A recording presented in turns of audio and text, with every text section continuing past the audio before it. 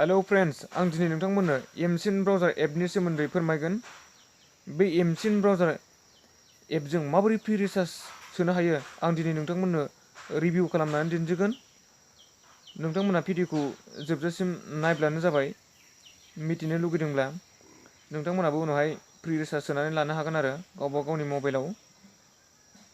नोंथांमोना भिडिअखौ मोजां मोननो हागौ आरो गोबाव खालामलासिनो। Let's go. लोगोफोर, आं दा एमसिन ब्राउजारखौ अपेन खालामसै। नैबे एमसिन ब्राउजार सेरनानै होबाय आं एमसिन ब्राउजाराव लडिं जागासिनो दङ। अपेन जाबाय, नै हम पेजाव बेबायदि जाखांफैबाय। फ्लिपकार्ट दं, फेसबुक दं, एमसिन गेम्स दं, पेमेन्ट, एमाजन, इउटुब गेम्स बायदि बायदि दङ आरो नोंथांमोना बे एपफोरनि सिङाव सेरनानै नायबानो पइन्टआ एरबाय थायो सानफ्रामबो, आरो बनास पइन्टबो मोनबाय थायो एफा एफा अपेन खालामनायनि सानफ्रामबो।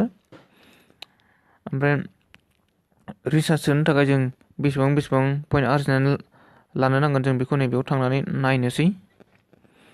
लडिं जाबाय, नै 198नि रिचार्ज सोनोबा नोंनिया पइन्टआ थांनांगोन 1,40,500 थांनांगोन। आरो बुरजानिखौ नायनोसै आं 399नि सोनोबा बेसेबां पइन्ट थांनांगोन नायदो नै लोगोफोर।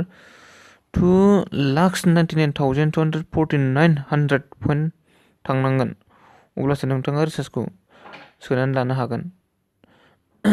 बेयाव थाइसेबो थाखा नाङा, ओरैनो फ्रि सोनानै लानो हागोन नोङो। पइन्टआ अट'मेटिक थांब्लानो नों सानफ्रामबो अपेन खालामनानै नायबाय थाबानो जाबाय, पइन्टआ थांखायो। भिडिअखौ मोजां मोनदोंब्ला नोंथांमोना लाइक, शेयार, कमेन्ट, साबस्क्राइब खालाम अननानै। भिडिअखौ जोबजासिम नायनायनि थाखाय जोबोद साबायखर थाबाय। गोजोन्थों। Thanks for watching.